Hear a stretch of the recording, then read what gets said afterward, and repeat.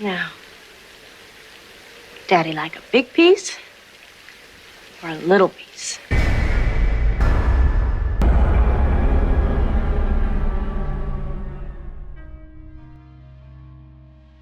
The following rather embarrassing story took place when I was around 19 years old. I'm a male who lives in Australia, and this was in the mid-2000s. It was Boxing Day, the day after Christmas for those of you in America, and there were plenty of good sales on at the local shopping center. Loaded with a wallet fat with cash, I got into my car and made the journey to the mall. Unfortunately, it seemed everybody else had the same idea. The car parks were chockers, and there seemed very little movement and plenty of cars circling with the same idea as me. To my left, a man, middle-aged and slightly overweight and wearing too many clothes for the height of summer, was gesturing to me. I ignored him and did a loop, but on my return, he was still there. While I was stuck behind stopped cars ahead of me, he approached the passenger side window. He didn't give me a good vibe. Shaved head, old tattoos, unkempt fake leather jacket, and gloves in the middle of summer. Afterwards, I cannot for the life of me understand why I took the course of action that I did. "Hey mate," he said. "Merry Christmas. Reckon you could do me a favor and drive me to Cash Converters?" Cash Converters was a combined pawn shop quick loan outlet a couple of streets from the mall. Because I was full of Christmas spirit, or perhaps thinking I could take this gent if need be, or frustrated with trying to find a park and grateful for the interlude, I leaned over and opened the door. "Why not?" I said. He got in. We left the mall and he began to talk. "I just liquidated my business," he said. It had been, apparently, an electronic goods shop. I didn't believe it.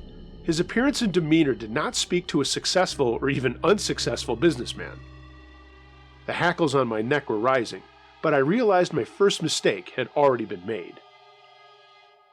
"I can sell you a cheap laptop," he said, "or a DVD player. I've got to get rid of them. That's why I need to go to Cashies. Stop by my business. It's close. I'll get you a cheap laptop." "Nah," I said. "Cheers," though, as nonchalantly as I could manage. I noticed that he never had put on his seatbelt. "Come on," he said. "It'll be brand new. Here's the place." It did not seem like the place. It just seemed like any old place. Grateful to stop, I pulled over adjacent to an Asian grocer. "My old shop is behind the grocery," he said. "I'll get you something nice." "No," I repeated. "I think I'll just leave you here." "What are you saying?" he said. "I'd like you to get out of the car. Thanks." He said, "Are you threatening me?" "No," I said, and realized I was still seatbelted in. He turned his whole body to face me. "I carry a knife for when cunts like you try to threaten me." My mouth went dry. Thinking on the spot, I raised both hands as non-confrontationally as possible and said, "I'm not threatening you." Then he took a knife out of his jeans pocket.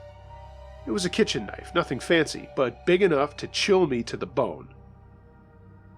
"How about you give me whatever cash you have in your wallet, and I'll bring you back a laptop like I said."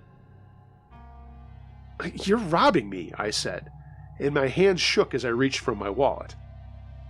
I had to push up my hips to reach into my back pocket, and all I could think was that, if he wanted to, now was the time he could stab me cleanly, and take my car too if he wanted.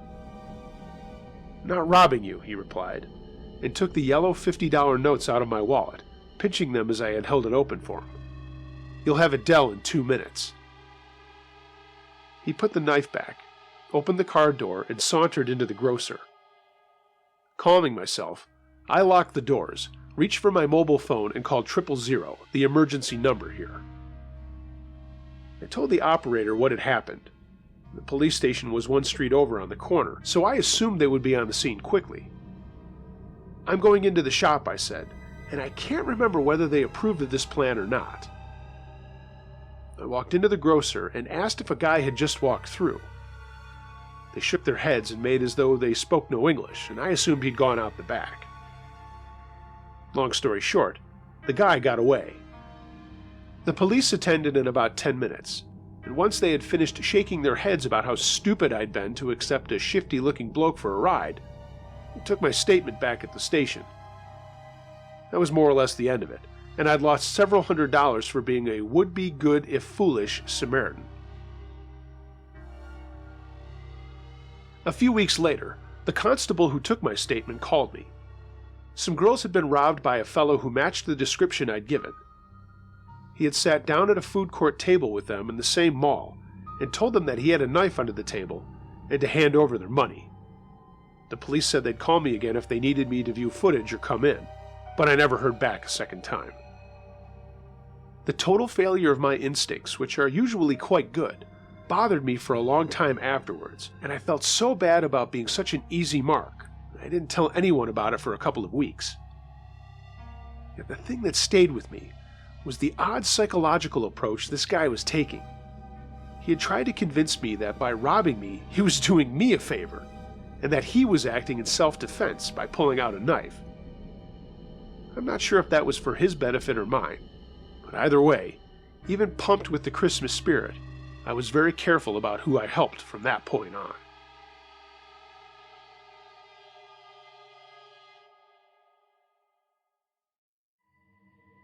This is my ghost experience. The first part doesn't actually have anything to do with ghosts, but I feel I should tell you. You'll see why. I was 13 years old and I was in the 6th grade. This all started one summer when my parents sent me and my older sister to a camp in the city of Kovazna.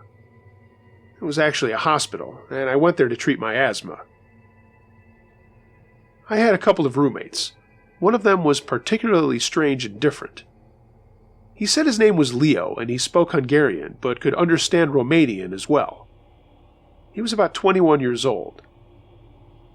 We had a sparrow nest hanging from the corners of our window frames. Romanians have a superstition.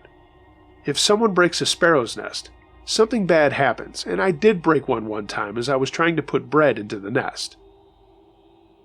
The next day, one of my roommates bought rubber bats and they started to fight.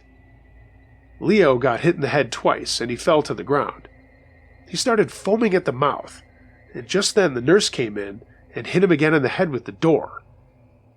The next second, we were rushed out and another nurse brought some equipment into the room. Electroshocks. An hour later, one of the nurses came in and told us that Leo was fine and had gone to the city. But I knew this wasn't true because I saw them taking him out of the hospital, wrapped in a blanket, and putting him directly into a coffin. I'm not joking. He was dead, and in a way I felt responsible for killing him because I had broken the nest. Later that day, I found out that Leo was a drug addict and he was in the hospital for detoxification. I don't know what he was doing in that part of the hospital, though. A week later, I left for home, the southern city of Giurgiu. 6 months after this experience, something else happened. As I was saying my prayers, and I pray almost every night, something appeared in front of me. I pray with my eyes shut, but I could still see it. It was like a flash, and it was a person resembling Leo.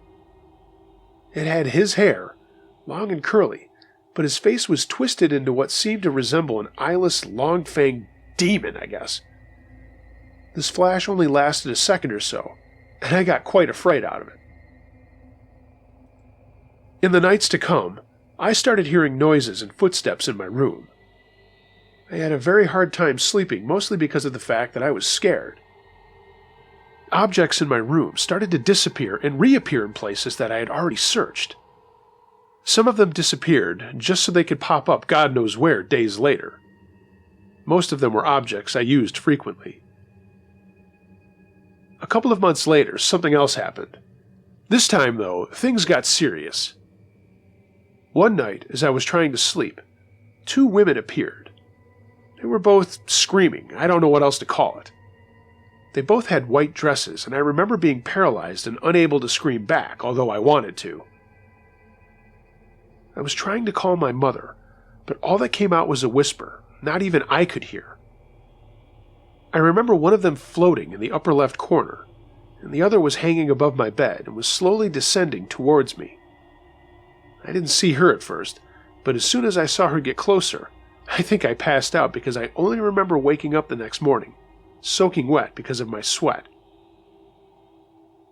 The sounds didn't stop in the nights to come, and objects from my room kept disappearing and reappearing, and I kept hearing footsteps and thumping noises, even whispers. I couldn't make anything out, unfortunately.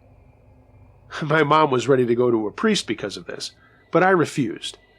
I was getting curious and finding out more about them. I stopped being afraid of the noises and whispers, and even smiled once in a while and said, "Hey, I'm glad you're back," whenever I heard the noises in my room come back. One day, after a very good night of sleeping, I woke up, but kept my eyes closed and didn't move.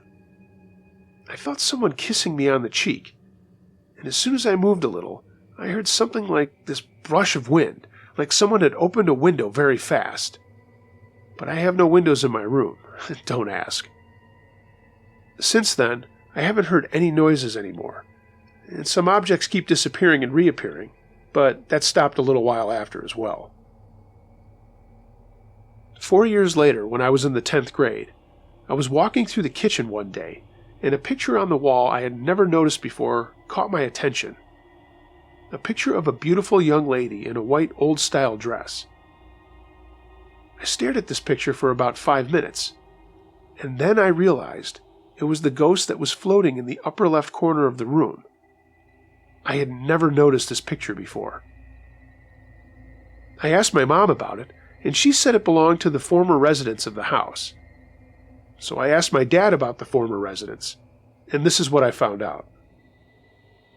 The house those people had was destroyed, but our house was built upon the remaining foundations of theirs. On the grounds we possess, there were actually 2 houses built belonging to 2 sisters. When one of them died, my grandparents bought the house, and then the second one as well when the other sister died. Unfortunately, that's all we know. I don't know how they died or why they came to visit me, but I tell you, this experience has always stayed with me.